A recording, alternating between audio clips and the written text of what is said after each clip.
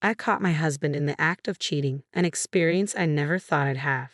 Most people would likely confront their spouse upon discovering evidence of infidelity, but I stumbled upon the truth firsthand in a setting I never anticipated, surrounded by unsuspecting witnesses. Suspicions about their relationship had lingered in my mind, but nothing prepared me for witnessing my husband's betrayal so publicly. My name is Christina, a stay-at-home mom to a 6-year-old son.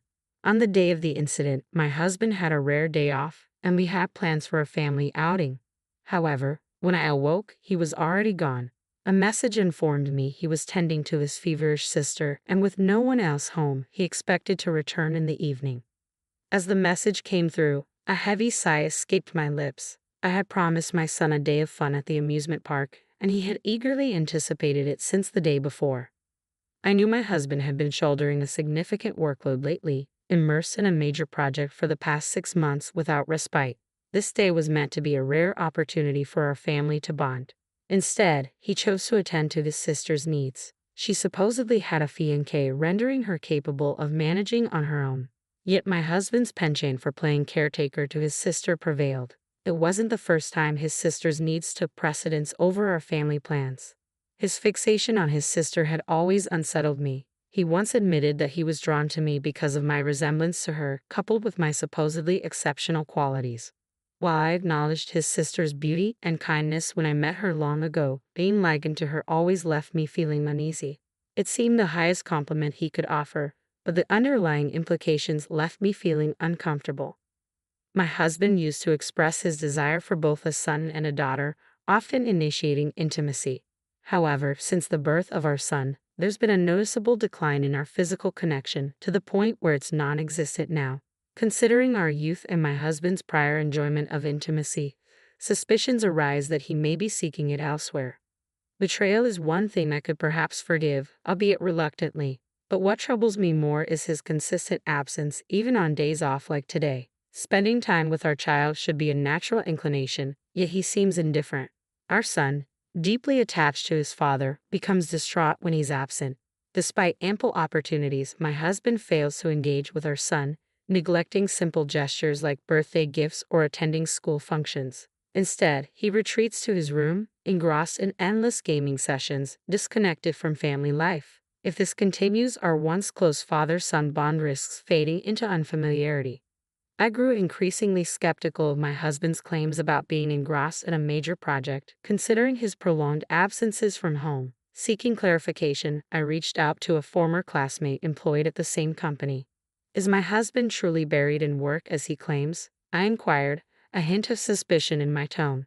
My classmate chuckled before responding, absolutely not. If anything, your husband has earned a reputation as a window-side employee. He appears disinterested and clocks out on time every day. Confirmation of my suspicions sent a wave of realization crashing over me. It aligned perfectly with my observations. Despite purportedly leading a significant project, his modest salary and lack of exhaustion contradicted his narrative. Such inconsistencies only fueled my doubts about his fidelity. Frustration weighed heavily on me as I finished preparing breakfast. Glancing at the time, I furrowed my brow in concern. It was unusual for my son not to be up by 7 a.m., especially since he typically woke early. Now, it was already past that hour, and if we didn't hurry, he'd miss the nursery school bus. Hastily, I made my way to his room to rouse him. Entering his room, I found him still fast asleep. "It's morning, sweetheart, time to wake up," I called out, expecting a swift response. Instead, all I heard was a strained groan. Alarmed, I reached out to touch his forehead and was met with intense heat. Anxiety surged through me as I gently shook his shoulder, urging him to wake. "Mama, I can't breathe," he murmured weakly, his words sending a chill down my spine. Panic threatened to consume me as thoughts raced through my mind. With news of an outbreak at the nursery school circulating, dread seized me. Could my son be afflicted too? Reports of children succumbing to the illness only heightened my fear, and I dreaded the possibility of losing him. In a frantic bid for help, I reached for my phone, dialing my husband's number repeatedly. Yet each attempt went unanswered, leaving me to grapple with fear and uncertainty alone. Without a moment to spare, I bypassed waiting for an email response and reached out to my mother for urgent first aid guidance. With her nursing expertise, she was my go-to expert in moments like these. Swiftly following her precise instructions, I fashioned an ice pack and took my son's temperature, finding it alarmingly high at over 102.2 degrees Fahrenheit. Without hesitation, I dialed for an ambulance and tended to my son, ensuring he stayed hydrated while awaiting medical assistance. Concerned about the potential for heat stroke, as my mother had cautioned, I acted swiftly to mitigate any further risks. As the ambulance arrived, I faced the sobering reality that I couldn't accompany my son due to infection precautions. Left with no alternative, I hailed a taxi and hurried to the hospital where he would be treated. Throughout the ordeal, I persisted in attempting to reach my husband, despite knowing the futility of my efforts. Dishearteningly, my attempts went unanswered, prompting me to leave a desperate message online, clinging to the hope that he might see it and respond if he possessed a shred of responsibility. Upon reaching the hospital, I anxiously awaited outside the emergency treatment room, fervently praying for my son's swift recovery. Memories of losing my father in a similar emergency room flooded my mind, igniting fears of losing my son as well. As I grappled with the possibility of another devastating loss, my mother, a steadfast source of support, offered reassurance, her words a comforting refrain amidst the turmoil. An hour later, relief washed over me as I received news of my son's rescue. However, medical advice dictated a week-long hospital stay for his recovery, prompting his transfer to a hospital room. Despite the harrowing ordeal, my husband remained absent, compounding my sense of isolation. Determined to provide for my son's needs, I returned home the following day to gather essentials and decided to bring him some fruit as a gesture of care. Wanting to express gratitude to the doctor who had aided us, I made a detour past the emergency room, only to find chaos unfolding within its confines. Sensing I might be in the way, I postponed my visit to the doctor, turning to head towards my son's room. It was then that I witnessed a startling sight: a man and a woman on a stretcher, their bodies entwined as if caught in a bizarre embrace. The scene hinted at a precarious situation, one where they appeared to be joined together, perhaps a consequence of a mishap during intimate moments. I navigated the chaotic scene, my mind filled with sympathy for those caught in such a vulnerable predicament. The embarrassment of being transported in such a manner must be excruciating, I mused, attempting to pass by discreetly. However, my thoughts were abruptly interrupted as my gaze locked with that of a familiar face.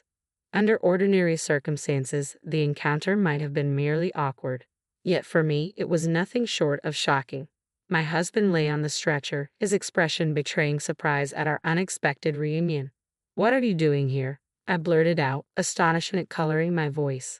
Caught off guard, my husband stammered, well, I've caught my sister's cold," his words faltering in the face of my inquiry. Confusion clouded my mind as I grappled with the surreal coincidence of encountering my husband in the same emergency room where our son had been admitted just the day before. Questions swirled in my head as I watched him being transported, unclothed, alongside another woman. Who was she, and why were they together? Amidst my bewilderment, my gaze met the eyes of the woman accompanying my husband. Despite the chaos, a flicker of recognition sparked within me. Even in my state of disarray, I couldn't deny the truth staring back at me. This woman was my husband's mistress. As I glared at her, a familiar voice cut through the tumult, pulling me from my thoughts. "Why on earth is Christina here?" the voice exclaimed. Recognition dawned upon me. Of course, the woman beside my husband was none other than Brenna, his sister. Time seemed to stretch out endlessly as I processed the surreal unfolding of events. Suspicions of my husband's deceit had simmered within me, but I never anticipated this revelation. Even if he had come to check on our son, his entanglement with another woman, especially his own sister, was beyond comprehension. Despite the urge to confront them immediately, the sight of my husband and his sister being wheeled away on a stretcher forced me to restrain myself. I knew they couldn't evade scrutiny, so I resolved to address the situation later. Suppressing the surge of emotions, I redirected my focus to my son, the initial reason for my visit. With a heavy weight settling in my chest, I sought solace in his room, attempting to untangle the jumble of feelings swirling within me. When I checked my phone, it was flooded with messages from my husband, each one attempting to gloss over the situation. Notably absent was any mention of our son's hospitalization. Deciding to continue ignoring him, I waited patiently for another hour. Soon enough, the doctor who had tended to my son the previous day appeared. Their smile was reassuring as they delivered the news. Your son is doing remarkably well. His recovery is progressing faster than anticipated. His fever has subsided and his condition has stabilized. Initially, we were concerned about the possibility of infection, but it seems he was suffering from heat stroke in addition to a cold. The doctor's praise for my actions brought a sense of validation, even though I knew much of it was owed to my mother's guidance. I made a mental note to express my gratitude to her, perhaps with a thoughtful gift of fancy meat next time.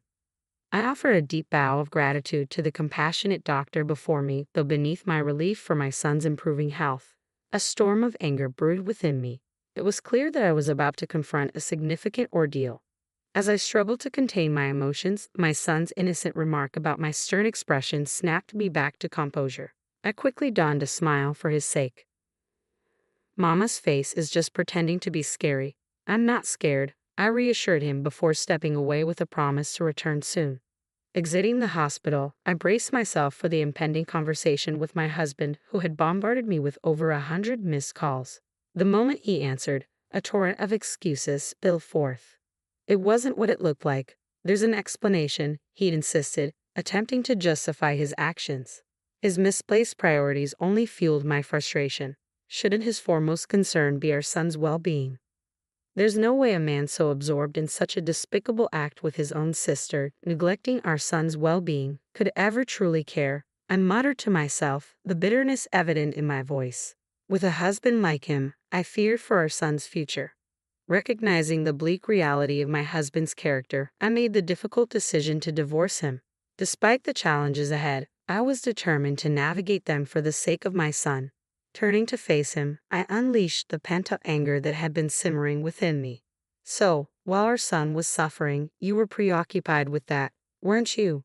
Indulging whenever you had a moment to spare, and with your own sister, no less. It's utterly repulsive, I spat out at him.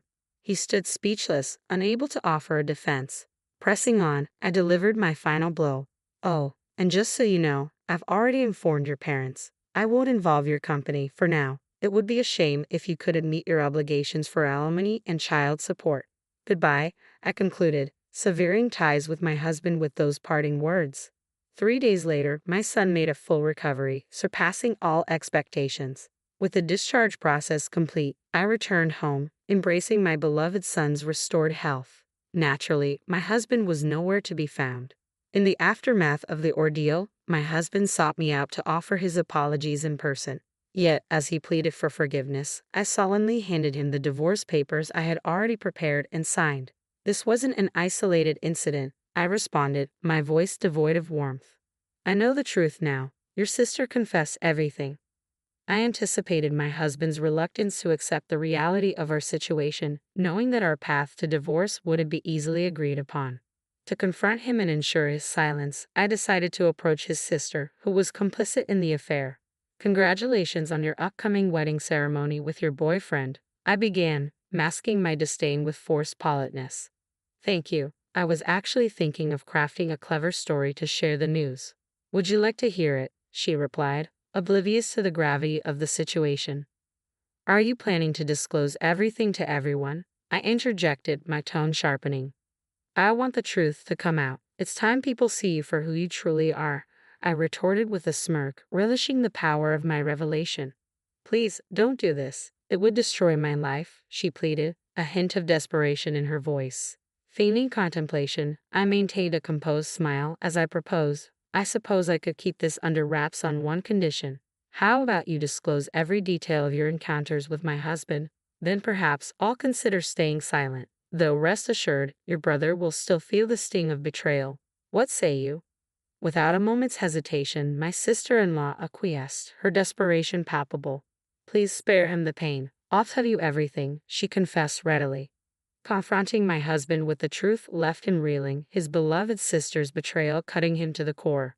Overwhelmed, he collapsed from the shock, only to awaken and promptly sign the divorce papers, burdened by the weight of his betrayal. Taking decisive action, I enlisted the aid of a lawyer to secure divorce, custody of our son, and the appropriate financial support. Though my husband initially balked at the demands, a whispered reminder of his potential exposure prompted his compliance. With a heavy heart, he departed the lawyer's office, resigned to the consequences of his actions. Following the revelation of the affair, word somehow reached my husband's workplace, leading to a stern rebuke from his superiors. A month later, he faced the harsh consequence of dismissal, forced to seek employment at a food factory. Now, tasked with adorning cakes with strawberries to fulfill his obligations for alimony and child support, he found himself ostracized among his coworkers, his past indiscretions a constant source of discomfort, fueled by incessant rumors, particularly among younger female colleagues. As for my husband's sister, despite my discretion in withholding the truth, the details of her involvement inevitably surfaced. Her engagement swiftly crumbled under the weight of suspicion when her boyfriend, echoing my own doubts, enlisted the services of a private investigator to uncover the truth.